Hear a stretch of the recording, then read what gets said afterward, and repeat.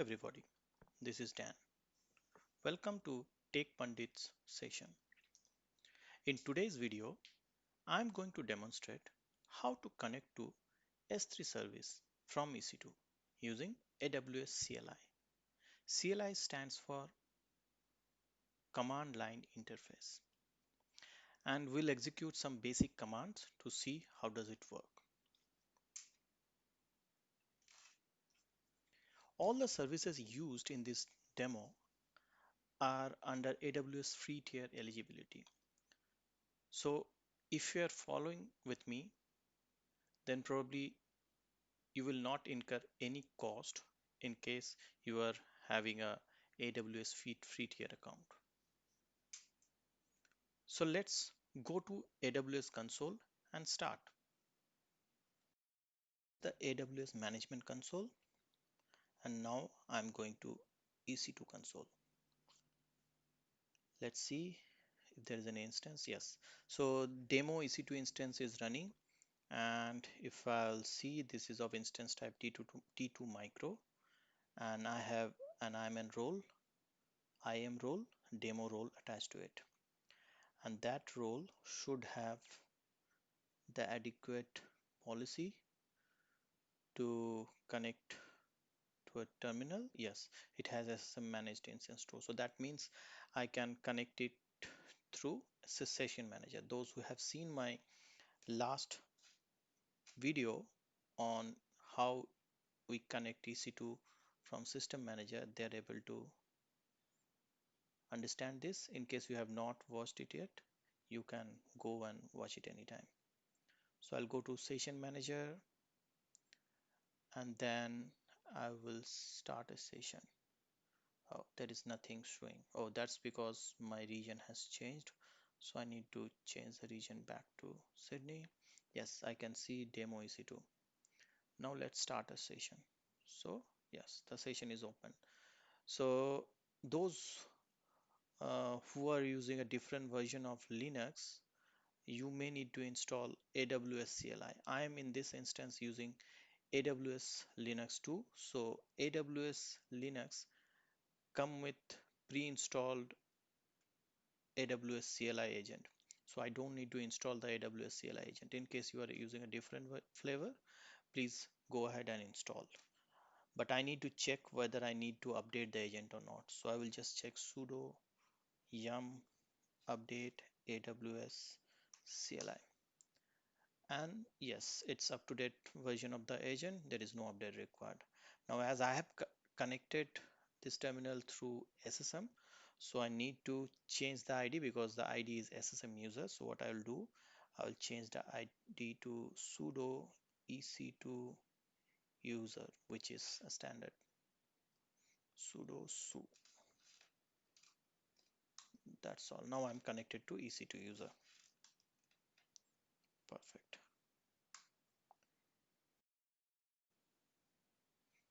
Now as I'm connected to EC2 user and I have AWS CLI installed, let's see if I can connect to S3. So I want to see how many buckets, or I want to see all the S3 buckets present in this account. So for this I have to type a command AWS S3. So the first AWS keyword is to specify that I am going to execute some command which is specific to AWS CLI agent. And then S3 is the service for which I'm going to execute this command. And then ls is the command to list all the buckets, and just enter. So it is giving me an error. The error is list bucket operation access denied. So that means my EC2 instance doesn't have access to S3 resources to list buckets. So let's do one thing. I can resolve this by attaching a row policy in the role. So this is the demo role which is attached to the instance. So what I'm going to do, I'm going to add one more policy. So I'm going to add Amazon S3 full access, that policy to the role. So it is attached now. And this is IAM poly role update is very instant. So now if I'll do an ls, I can see the bucket. Yes, so I have one bucket and this is the bucket in my account. So let's do a clear screen and let's create a bucket. So let's create a bucket. So to create bucket, it is make bucket, which is MB, and then I have to give S3 colon double slash and then a unique bucket name. So let me give take Pandit demo bucket. So I'm going to create a bucket with the name take Pandit demo bucket and then press enter. It's giving me an error. It is saying when calling the create bucket operation, a conflicted conditional operation is currently in progress against this resource. It happens because sometimes because of the region setting. So what I have to do, I have to give region and have to specify a region name. So I'm giving my region AP Southeast 2, which is Sydney region, and then press enter. It's done. So if I'll do again list bucket AWS S3 LS, and now I can see, yes, the bucket is created. Now let's do one thing. We'll copy some file into this bucket. So before that, let me create a sample file. Like I'll just create hello world in a test file.txt. Done. So now I have test file.txt here. What I will do, I will now push this file to the bucket. So I will do AWS S3 and then what command I want to run, copy command. So it is CP and then from local file systems, which is test file.txt to this bucket. So I want to copy this bucket name and then paste and then enter. Now file is uploaded. Now we need to verify whether the file is uploaded or not. We can do it via through two means. One is that using command line. So let's say AWS S3, we want to list the bucket, and same way we want to specify the bucket name and we'll say enter. It will show me inside that bucket this file is present. Or what we can do, we can go to S3 on console and can verify. So this is the bucket, and if we'll open the bucket, yes, the file is present. So yeah, it's there. Now what we have to do, let's remove this file. So we have copied it, we have done, and let's remove this file. So what command we have to type to remove this file? So we have to do AWS S3 and then remove. RM is the command for remove, and we'll specify this bucket name. So whatever is present inside this bucket will be removed. But remember, if we have folder structure inside the bucket, then you have to specify recursive to delete those files. I do not need to do, but anyway, it is not going to harm here. So I'm going to execute recursive and it's done. So it's saying delete. So one file is deleted, which is test file. Let me do a list again into that bucket and nothing is there. So that means it's deleted. If I'll go to the console and refresh, yes, the file is deleted. Now let's do something interesting. Let's do a folder hierarchy. Let's create a folder hierarchy and files inside it, and we'll recursively upload all the folder hierarchy into the bucket. So what I'm going to do, I'm going to create a folder here like folder 0, and then I will go to folder 0 and then create folder 1, folder 2, inside that folder 3. And what I will do, I will create one file. I'll go to folder 1.1 and then create echo hello world. Let's do one thing, 1-1, and then create it inside test file dot txt or test file 1 txt. Let's go to folder 2 and then create same thing with folder 2. Let's go to folder 3 and then create the same file. So now I have I have three folders. Inside folder 0 I have three folders, and inside that I have three separate files. So now I have to upload these three folders and these three files respectively as it is inside this bucket. So what I will do, I'll go out of this folder. I'll be again into the root folder. Then I will type AWS S3 copy folder 0, and then I'll specify the bucket name, and then I'll specify recursive, and then press enter. So these three files are uploaded and with the folder structure. We can verify that. So AWS S3 ls, and then we'll see. Yes, we can see folder 1, folder 2, folder 3, but we cannot see the files inside that. So what we have to do, you have to type recursive, another option, so we can see now these structure are present. And if we'll go and refresh in console, we can see the files are there. So now we'll see how, if we want to sync the whole folder, the whole bucket to another bucket. So we want to create a same copy of the whole structure and all the files, everything inside a bucket to another bucket. So let's say we have to do this in every day recursively for backup or something like that.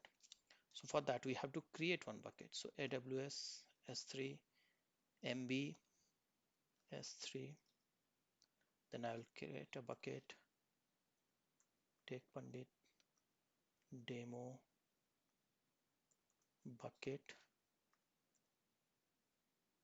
backup.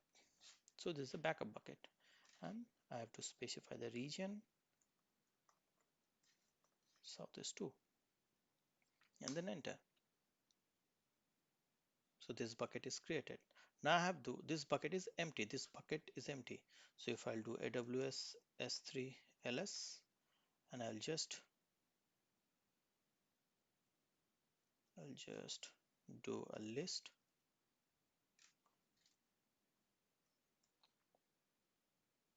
It's empty. So I have to copy everything from the other bucket to this. So for that I have to do AWS S3, and the command is sync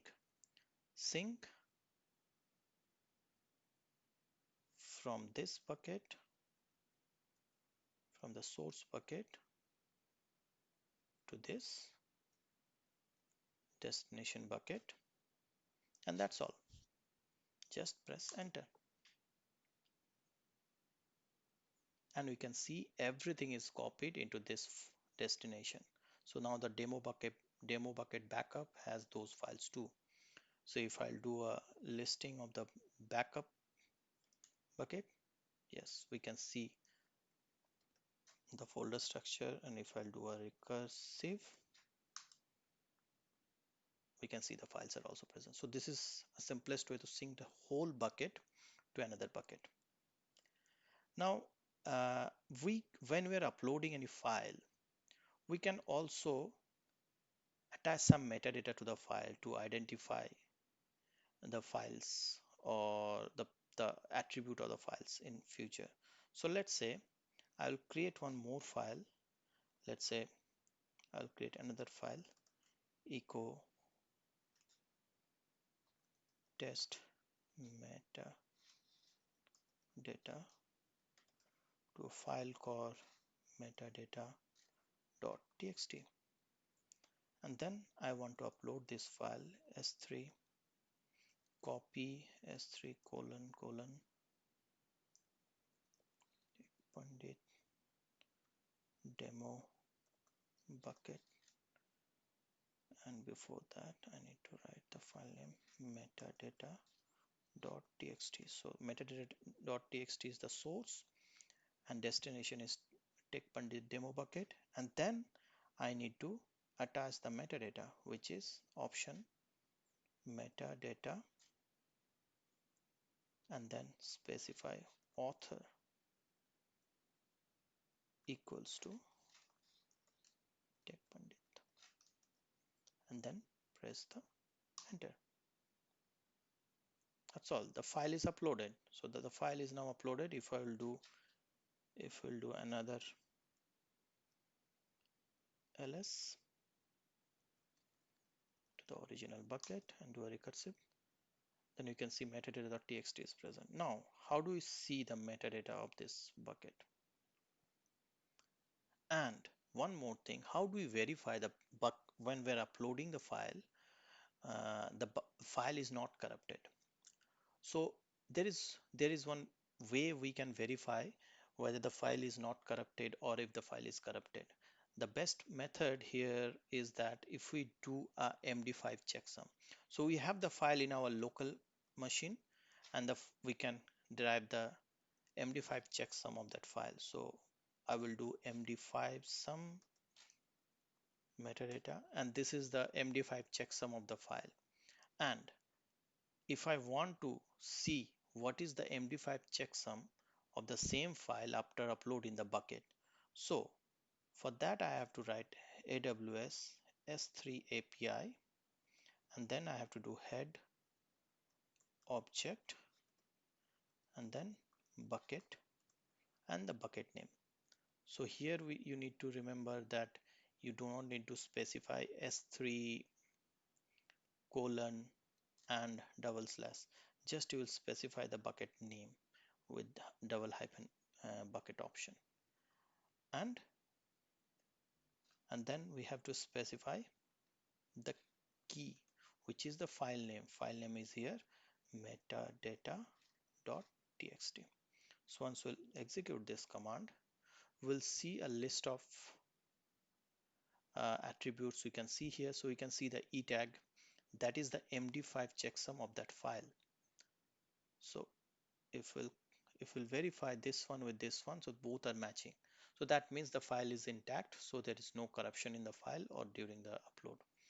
So when we are uploading big files and it takes time, so we can verify the file is corrupted or not during the transfer using this method.